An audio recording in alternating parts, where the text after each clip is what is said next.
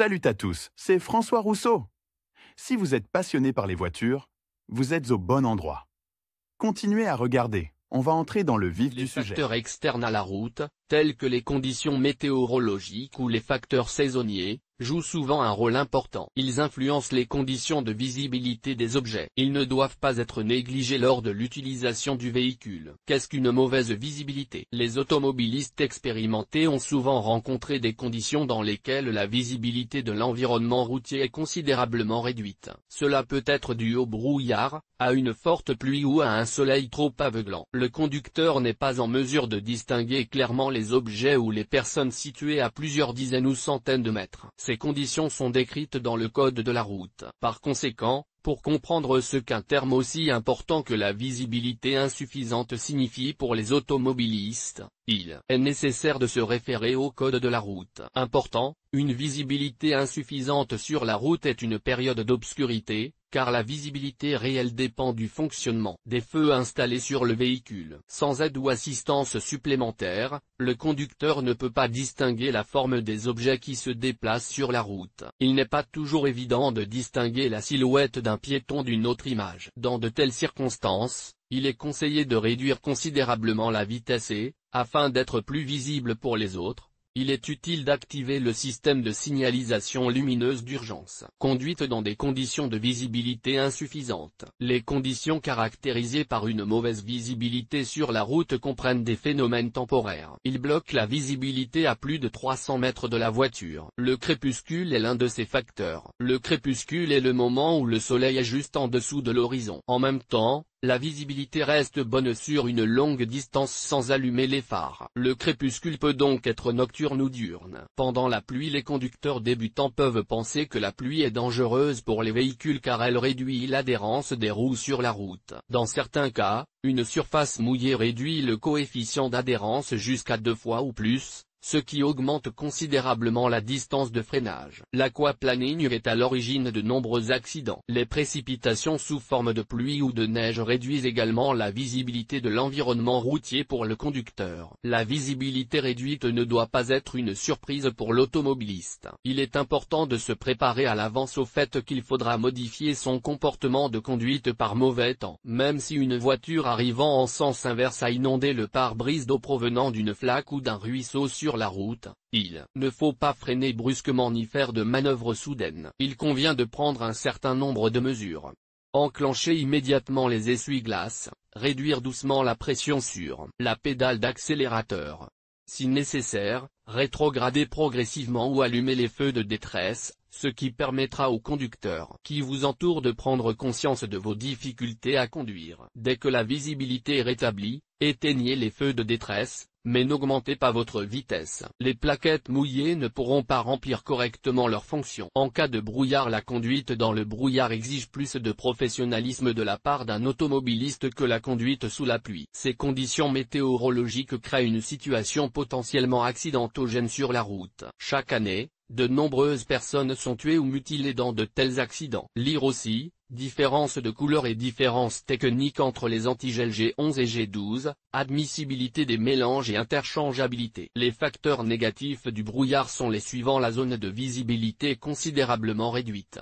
Il y a tromperie visuelle. Il est difficile de s'orienter sur le terrain.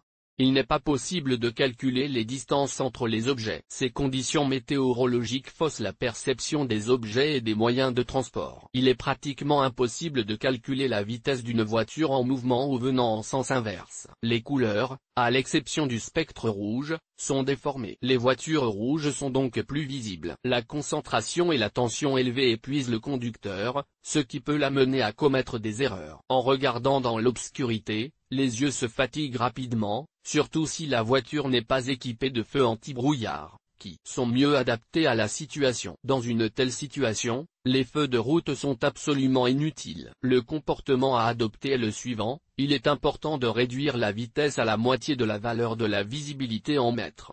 Par exemple, pour une visibilité de 40 mètres, ne pas rouler à plus de 20 km/h. Le conducteur doit pouvoir freiner dans les limites de la visibilité. Les feux de croisement et de brouillard doivent être allumés. Les essuie-glaces et le chauffage de la lunette arrière doivent être allumés. Si des marquages sont visibles, il faut rouler près d'eux et non pas au bord du trottoir. Vous pouvez pencher la tête vers l'avant ou, si nécessaire, passer la tête par la fenêtre pendant un certain temps. Il est souhaitable de laisser la vitre latérale ouverte pour pouvoir entendre le bruit du moteur de la voiture d'autrui qui s'approche.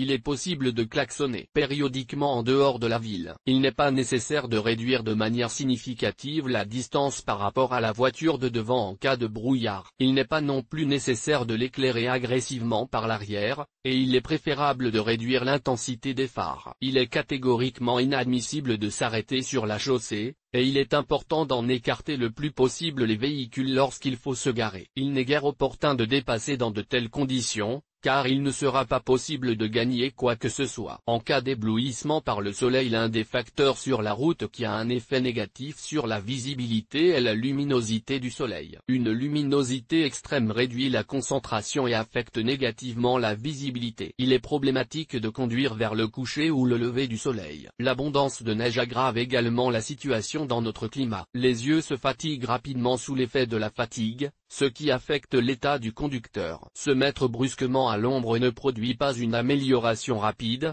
mais crée plutôt un effet d'éblouissement à court terme où la visibilité est complètement perdue lorsque la vision est réajustée. Par une journée ensoleillée, un conducteur peut perdre sa concentration et son attention en raison de la fatigue, de sorte qu'il ne remarque pas toujours les panneaux de signalisation ou ne voit pas les feux de circulation. Il est souhaitable d'utiliser correctement la visière située devant le pare-brise. Ce détail de l'habitacle est également présent dans toutes les voitures et permet de protéger les yeux des éblouissements latéraux. Lire aussi: comment gagner de l'argent grâce à la publicité sur la voiture? Sous l'influence d'autres phénomènes météorologiques, une chute de neige soudaine peut être accompagnée d'un blizzard. Les flocons de neige restent plus longtemps dans l'air que les gouttes de pluie et peuvent donc créer des obstacles à la visibilité. Cela augmente le risque d'accident sur les autoroutes. L'utilisation de produits chimiques qui brisent la neige sur la route entraîne la formation de boue dessous les roues. Elle vole vers le pare-brise sous la forme d'une suspension agressive. Le soir, de telles situations créent des difficultés pour les automobilistes. La période crépusculaire de la journée affecte la vitesse d'attention. Le temps de réaction du conducteur ralentit à mesure que les yeux s'adaptent au nouvel environnement. En quoi la faible visibilité diffère-t-elle de la visibilité limitée? Afin de se comporter correctement sur la route et de respecter les règles de circulation, chaque conducteur doit savoir ce que signifie,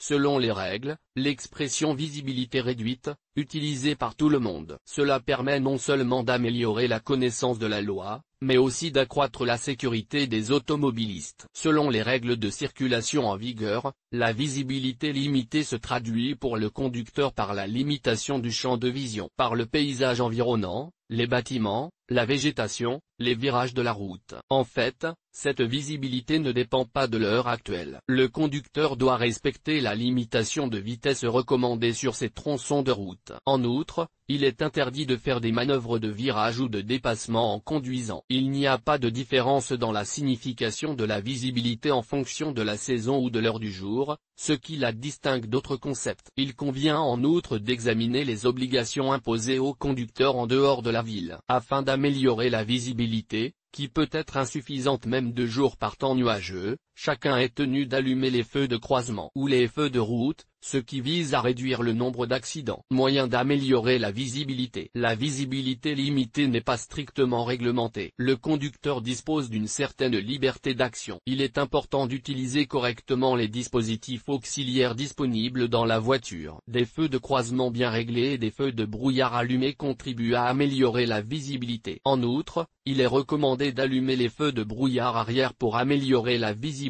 La limite de vitesse doit être choisie aussi basse que possible. Ne réduisez pas la distance entre les voitures, car cela nuirait non seulement à la sécurité, mais aussi à la visibilité. Si vous devez vous arrêter, vous devez absolument vous écarter du chemin, et lorsque vous quittez la voiture, vous devez porter un gilet avec des éléments réfléchissants. Dans la voiture, allumez le dégivreur de la vitre avant afin d'éviter la formation de condensation. Les essuie-glaces en caoutchouc doivent fonctionner sur l'extérieur de la surface. Pour respecter la limitation de vitesse, il est nécessaire de rester au milieu de la voie. Lorsque la visibilité est mauvaise, le conducteur doit tout mettre en œuvre pour assurer la sécurité des passagers et des autres usagers de la route. Il ne vaut pas la peine de se détendre, de dépasser des voitures ou de faire marche arrière. Il est important d'être prêt à faire face à toute surprise sur la route.